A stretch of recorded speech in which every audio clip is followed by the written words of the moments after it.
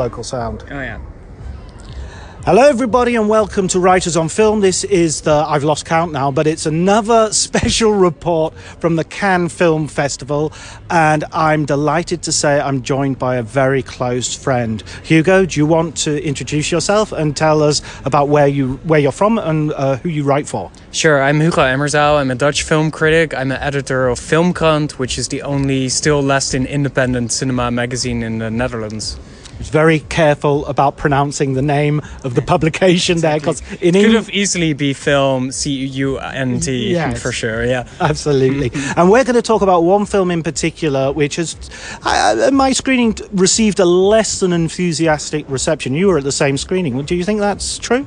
I think that's true. I think a lot of people are kind of mixed on it, but I think we'll get into why, for us, that's not essentially the case. It was Horizon, an American Saga by Kevin Costner. So this is the passion project, the second passion project to arrive here in the Croisette, after Francis Ford Coppola's Megalopolis.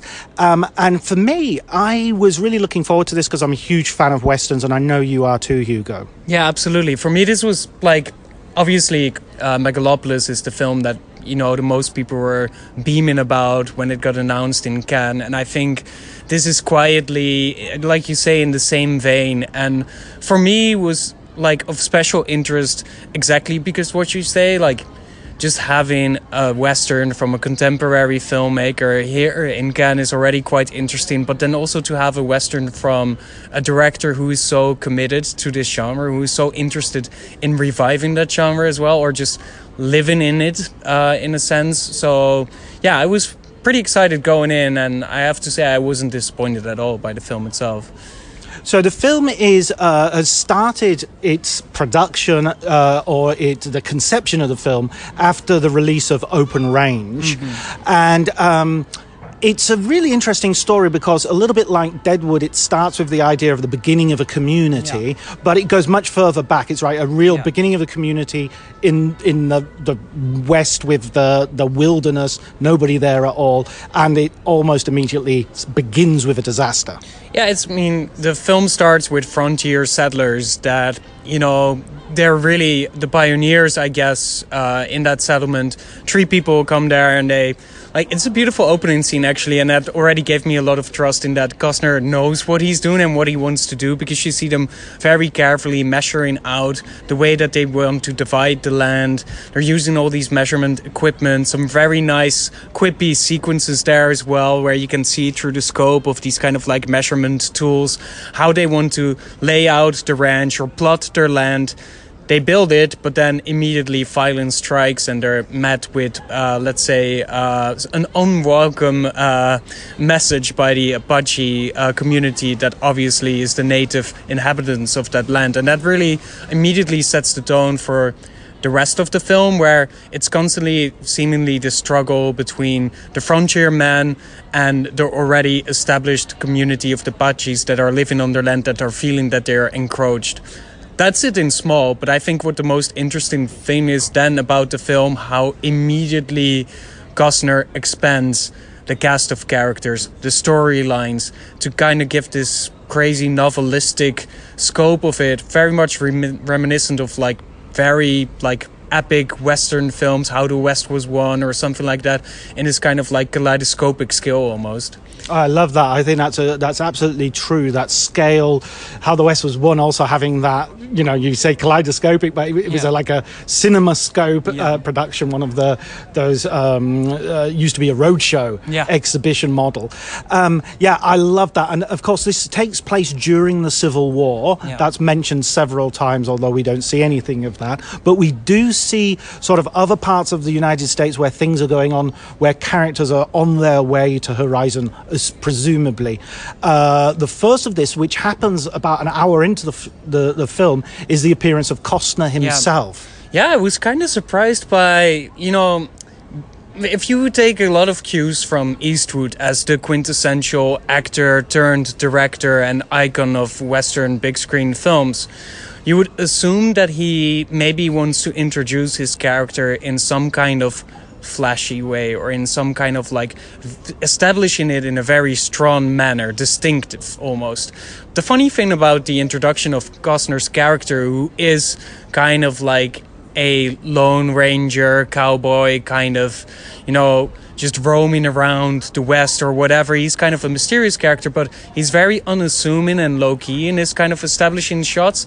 Actually, the American troops are like much more in the forefront of the shot where he arrives in the local community after some things have gone awry, and he immediately gets into some very peculiar and kind of like very locally specific business. He doesn't seem at the beginning of the film to be part of the overarching narrative of the film per se, which I thought was an interesting choice to kind of like, yeah, he's the quote-unquote auteur of the film, he's the director, he's one of the lead actors, but he also somehow takes a backseat in the way that he represents himself vis-a-vis the other characters, and I was like, that's interesting, that's a choice for sure. Yeah, he starts the furthest away from Horizon. He really kind of like, just kind of like slowly edges into the screen. It's not even that there's like a super strong establishing shot on him at all. He's just kind of like bunch of a group of individuals, and then he gets singled out for very specific reasons, and that kind of like starts his own narrative arc. But yeah, he just seems like he's part of a bigger trajectory or movement that seemingly this film is trying to, you know, probe, to map out. And yeah, I mean, obviously we've only seen 1/4 of it because it is intended, I think, as a 4-part epic, and only the first and the second part are in the can and already shot and edited and completed. And we've now only seen the first part, which is a 3-hour epic already, but it's still really setting the table. So where his character is gonna go, we don't quite know yet, but it's definitely interesting how he positions himself within that world in a very peculiar manner. And the other sort of subplot, if you like, is well, there are a couple of other subplots, but there's a major one is a wagon train heading toward on the Santa Fe Trail, heading towards, again, you assume they're gonna bypass to Horizon or something, exactly, or bypass it by accident. Absolutely. One of the things I loved about this film is it seems to be sort of collecting almost cliches from where, you know, you actually have a line where somebody says, circle the wagons. And, you know, there wasn't quite, you know, we'll head them off at the pass. But there are so many cliches in this film, and or familiar tropes, if you prefer. And yet I love them. I love all those moments. For me, it's like, I mean, if you take a look at contemporary westerns, or even just kind of like the very intense, like psychologically interior almost westerns of Sergio Leone or whatever, those are all these kind of films that we now often reference because they have become so iconic, but they themselves are already, of course, deconstructions or reconstructions or riffs or whatever on, let's say, the quintessential old style early 20th century western. And it seems that Costner is doing a thing that is maybe very unhip, but then in that case also quite exciting, where he kind of circumvents all of those things. It's not Once Upon a Time in the West, it's not Unforgiven, it's not Deadwood or any of those things.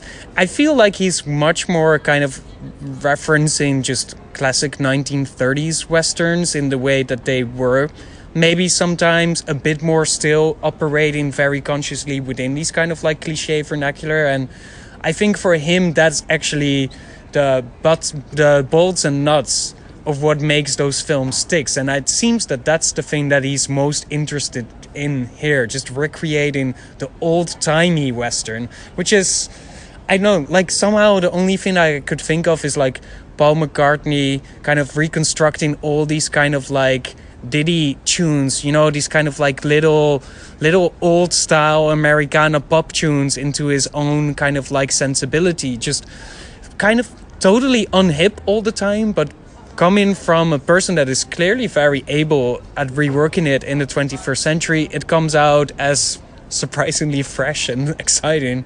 I know exactly what you mean. I was talking to a critic earlier who said this is so sort of conservative with a small c and conventional that it's actually in the avant-garde. Yeah, I see what they mean. I would almost agree because I don't know. And also, there's one film that I had to think of a lot, and that's obviously one that's weighing a lot on the Western film history in general, which is, Heaven's Gate. And the thing that was so good about that film was its lived-in character and just kind of like just building the set, spending time with it. This is obviously also what Deadwood did very, very tremendously well. This is the thing that also makes Costner tick, but then within that, his narrative itself is quite low-key. And that combination of still having, let's say, the verisimilitude of a real lived-in Western world, but then also keeping the stories somehow quite modest, quite approachable, it works. It's interesting. It's kind of exciting to look at. Yeah, I mean, there's nothing that I think is subverting the Western in any way whatsoever. No. There's no irony here. There's no winking. No. There was one bit where somebody almost thought they led the audience to believe that the cavalry had come, and the gasp was not, oh, thank God the cavalry has arrived, but oh no, something much worse is happening. And that was the only moment that I thought, oh, they've sort of twisted our expectations a little bit. Yeah. But I just thought it was genius. I think there's a scene in here where you have Costner and another man who's an obvious antagonist walking through the woods, talking in this very guarded manner to each other, all saying both saying things which aren't really what they mean, and violence is going to happen. It's inevitable. And I just thought, well, isn't that just the Western in microcosm?